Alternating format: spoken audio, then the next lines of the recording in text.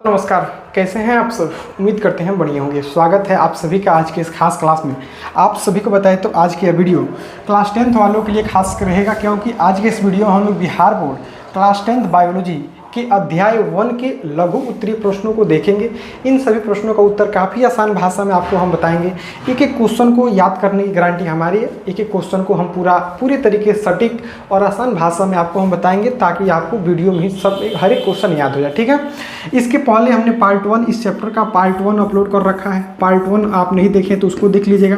Part 1 में हमने अति लघु उत्तरीय प्रश्नों का उत्तर हमने बताया। ठीक है, और इस पार्ट इसका सेकेंड पार्ट है, और इस सेकेंड पार्ट में हम लोग लघु उत्तरीय प्रश्नों का उत्तर देखेंगे। ठीक है, तो आइए स्टार्ट करते हैं। क्लास का काफ़ी शानदार क्लास रहेगा आज का।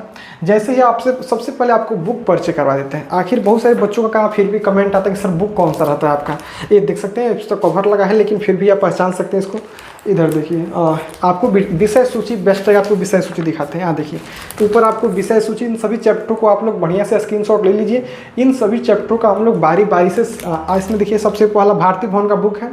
क्लास 10th भारतीय भवन का बुक है। ठीक है ना, भारतीय भवन के बुक को सोल्यूशन कर रहे हैं, जिसका फर्स्ट चैप्टर क्या है, तो आप बोलिएगा सर जैव प्रक्रम है। फर्स्ट चैप्टर का नाम जैव प्रक्रम है। चलिए क्लास शुरुआत करते हैं। और सभी क्वेश्चन 2-2 नंबर के क्वेश्चन है। कितने अंक के क्वेश्चन है? सभी के सभी लघु उत्तरीय प्रश्न हैं, जो आपके एग्जाम में 2 अंक के आएंगे। कितने अंक के आएंगे जी? आप कहिएगा सर ये सभी प्रश्न हमारे एग्जाम में 2 अंक के आएंगे। ठीक है, चलिए पहला क्वेश्चन, जैसे इसमें आप आगे बढ़िएगा पहला क्वेश्चन आपको मिलेगा। थोड़ा सा कलर को चेंज करते हैं। देखिए, जीवों के लिए पोषण क्यों अनिवार्य है? पहला प्यारा सा क्वेश्चन है, जीवों के लिए पोषण क्यों अनिवार्य है। ठीक है, देखिए आपको क्या बताना है। आपको यहाँ से आंसर इसका लिखना है। क्वेश्चन काफ़ी प्यारा है। इन जीवों के लिए जो पोषण का मतलब होता है भोजन। भोजन क्यों अनिवार्य है? भोजन जो हम खाते हैं ना, वो क्यों आखिर अनिवार्य है, क्यों है? ठीक है, देखिए करें कि पोषण जीवों के लिए आवश्यक है, क्योंकि इससे उन्हें ऊर्जा मिलती है। क्या मिलती है? ऊर्जा मिलती है। जब भी हम खाना खाते हैं तो ऊर्जा मिलती है। ठीक है, ऊर्जा मिलती है, जिससे वे वृद्धि, मरम्मत, शरीर की क्रियाओं और जीवन प्रक्रियाओं को चला सकते हैं। जिससे वो क्या कर सकते हैं? चला सकते हैं।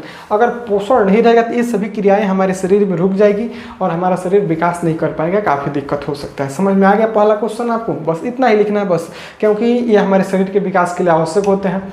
इन्हीं के बदौलत ही हमारे शरीर का विकास होता है, शरीर की वृद्धि होती है। शरीर में कोई भी मरम्मत, मान लीजिए कोई अंग कट गया तो जुटता है ना, उसका मरम्मत ऑटोमेटिक, देखिए कई बार होता है कट लग जाता है, ऑटोमेटिक ठीक हो जाता है। तो पोषण से ही होता है। ठीक है ना, पोषण से ही होता है। समझ में आ रहे वाला सभी?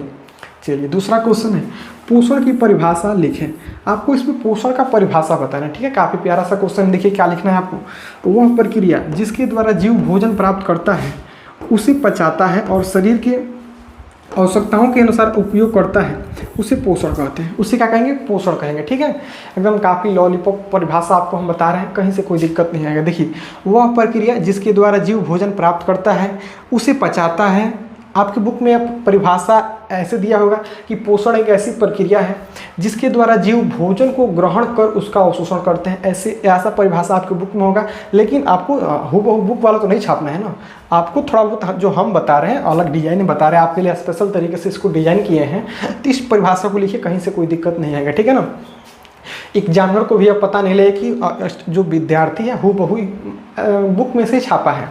थोड़ा बहुत चेंजेस लाइए ऐसे। ठीक है, आप पचाना जोड़िए आपके शरीर में, उसका मतलब बुक में सेम परिभाषा है, लेकिन इसका थोड़ा सा हमने इसका क्वालिटी चेंज कर दिया है, इसका हमने चेंज कर दिया है थोड़ा बहुत। ठीक है, ताकि आपको हूबहू बुक वाला ना लगे। समझ में आ रहा है? थोड़ा बहुत चेंज करके, क्योंकि परीक्षा में कहता है कि सभी परीक्षार्थी यथासंभव सभी प्रश्नों का उत्तर अपनी भाषा में दे। समझ में आ रहा है? अपनी भाषा में आपको लिखना है।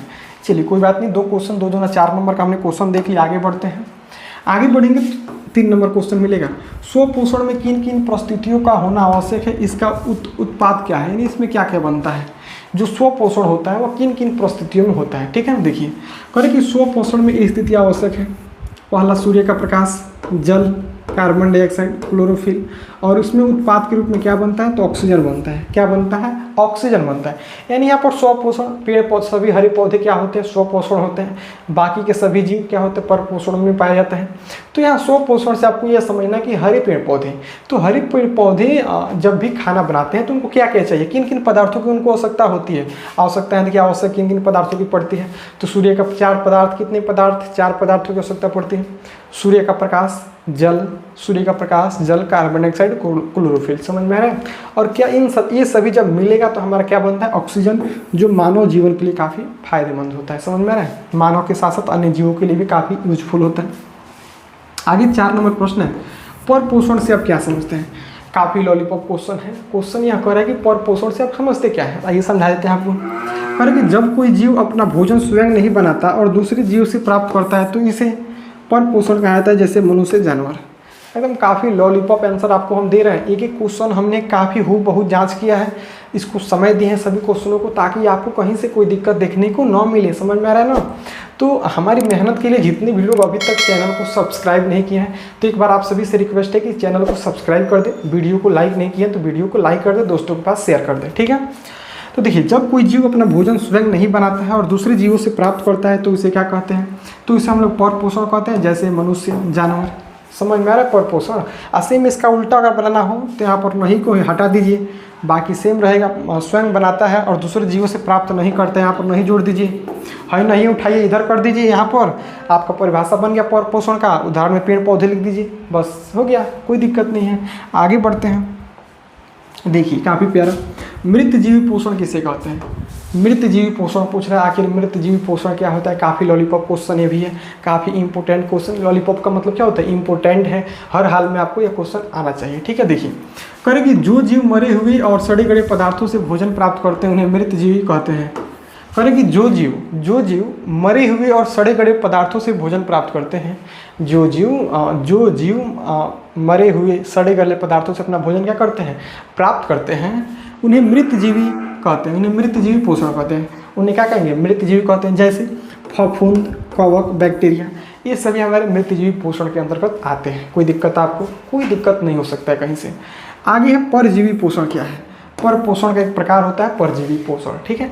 पूछा जा रहा है परजीवी पोषण क्या है? काफ़ी इंपॉर्टेंट ये भी क्वेश्चन है, परीक्षा में पूछा गया क्वेश्चन है, ठीक है? देखिए, करें कि जब कोई जीव दूसरे जीव के शरीर में या उस पर रहकर भोजन प्राप्त करता है तो उसे परजीवी पोषण कहते हैं। तो उसे क्या कहते हैं? तो उसे परजीवी पोषण कहते हैं। समझ में आ रहा है? दिक्कत नहीं बुझा रहा है? दिक्कत होगा तो आप लोग कमेंट करिएगा, सर हमको यहाँ दिक्कत है, ठीक है? हमको यहाँ दिक्कत है। उदाहरण जू, मच्छर, जोक, ये सभी हमारे क्या होते हैं? परजीवी पोषण इनमें पाया जाता है, ठीक है ना? ध्यान से एक क्वेश्चन को स्क्रीनशॉट साथ में लेते जाइएगा, ताकि कहीं से कोई भी क्वेश्चन में दिक्कत किसी प्रकार कोई दिक्कत देखने को ना मिले, ठीक है? आगे बढ़ते हैं। आगे काफ़ी प्यारा क्वेश्चन है, प्राणी समपोषी जीव किसे कहते हैं? प्राणी समपोषी जीव किसे कहते हैं? आखिर प्राणी समपोषी जीव क्या होता है? थोड़ा सा देखिए, एक और लाइट जलाते हैं, देखते हैं क्वालिटी का क्या होता है, बढ़ता है कि नहीं। चलिए एक और लाइट हम जलाते हैं, देखते हैं क्या होता है। चलिए अब बताइए क्वालिटी कैसा है? दो लाइट, एक और लाइट हमने जला दी है, देखते हैं हम क्या होता है।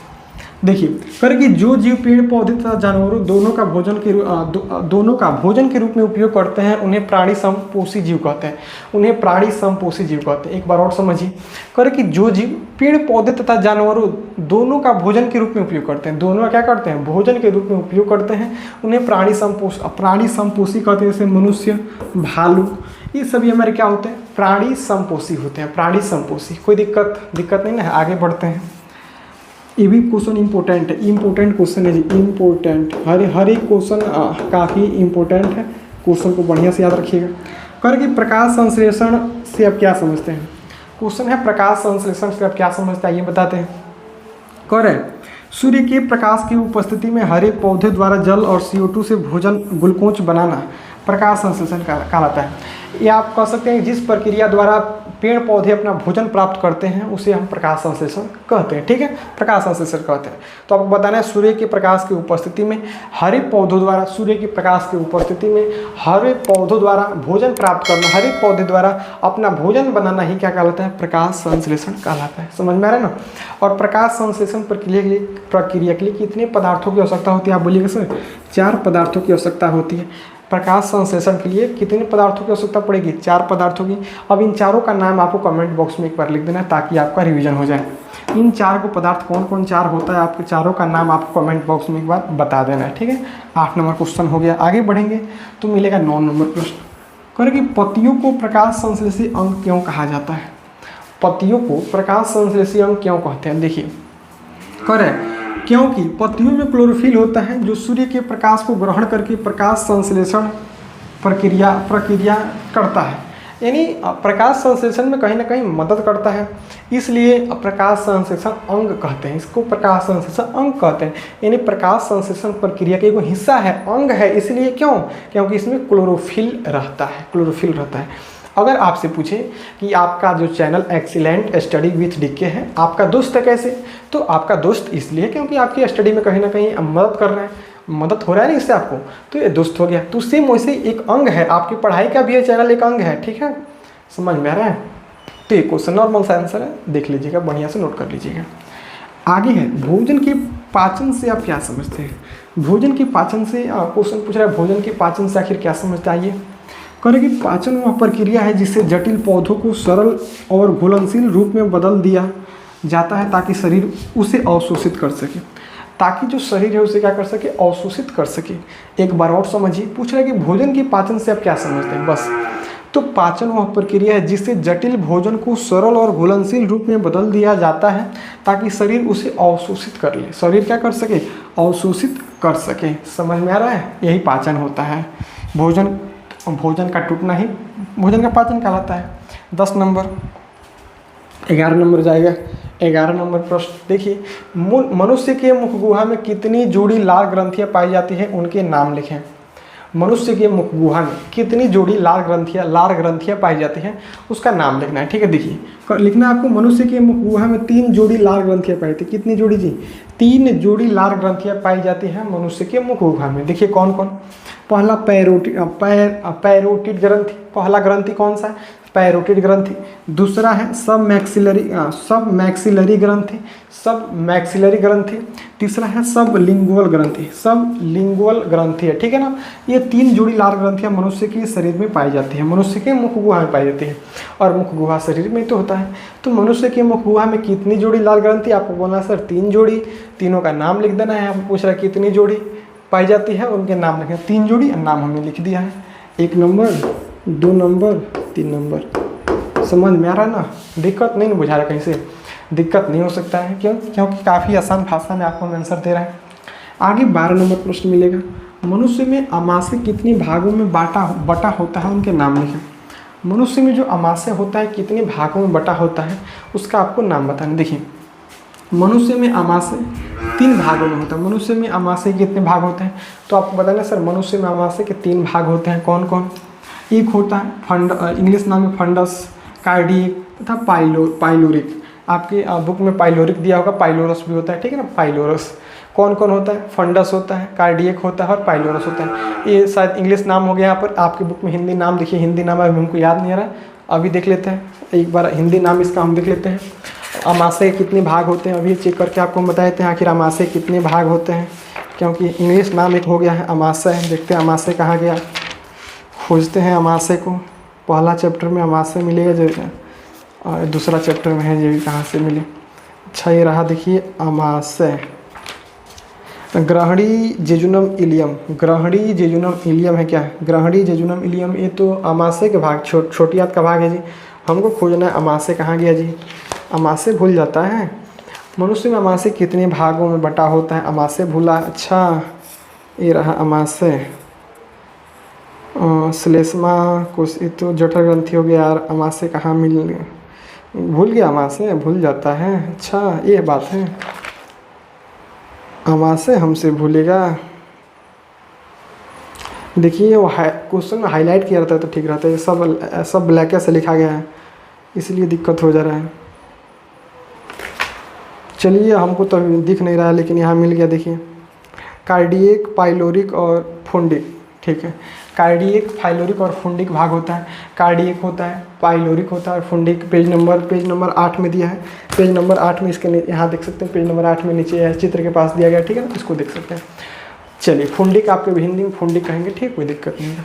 आगे बढ़ेंगे 13 नंबर प्रश्न में, मनुष्य की छोटी आंत की लंबाई कितनी होती है, उसके 3 भागों के नाम लिखें। मनुष्य में छोटी आंत की लंबाई बताना है, उसके भागों का नाम लिखें। मनुष्य में छोटी आंत की लंबाई लगभग 6.5 मीटर तक होती है, 6.5 मीटर होती है, ठीक है। इसके 3 भाग हैं, एक है डियूडिनम, जेजुनम और इलियम। इसी को बोलते हैं ग्रहणी, इलियम और जेजुनम। ग्रहणी, ग्रहणी, इलियम और जेजुनम। ग्रहणी, इलियम और जेजुनम इसके 3 भाग होते हैं। कौन कौन? आपको बुक में ए वाला नाम नहीं मिलेगा, ए वाला इसी का हिंदी नाम है ग्रहणी, जेजुनम और इलियम। ग्रहणी, जेजुनम और इलियम छोटी आंत के 3 भाग होते हैं और इसकी लंबाई 6.5 मीटर तक होती है। या आपकी बुक में कितना दिया देख लेते हैं, क्योंकि अलग अलग बुकों में बदल जाता है जी, अलग अलग बुकों में बदल जाता है। आपकी बुक में जो है उसी को याद रखिएगा, ठीक है। इधर उधर ज़्यादा आपको नहीं पढ़ना है, ठीक है। बुक में जो है वही पढ़िए, क्योंकि बुक में से ही क्वेश्चन आता है आपके एग्जाम में। आपके बुक में छोटी आंत की लंबाई देखिए कितना दिया है, छोटी आंत 6 मीटर दिया है, ठीक है ना, 6 मीटर। ये आपके देखिए अलग अलग बुकों में अलग अलग होता है। आपके बुक में 6 मीटर है, कितना मीटर है, 6 मीटर आपके बुक में, ओनली 6 मीटर ही दिया है बुक में, 6 मीटर। 6.5 मीटर तक भी होता है, 6 से लेके 6.5 मीटर आपको याद रखना है, ठीक है। कहीं दिक्कत नहीं है। हम बुक भी साथ में रखें ताकि कहीं से कोई दिक्कत नजर आए तो तुरंत उसको देख लीजिए, ताकि डाउट ना रहे किसी प्रकार का। 13 नंबर प्रश्न हो गया। आगे बढ़ेंगे, आपका ओनली 13 क्वेश्चन थे, आगे आपका दीर्घोत्तरी प्रश्न आ जाएगा, ठीक है ना।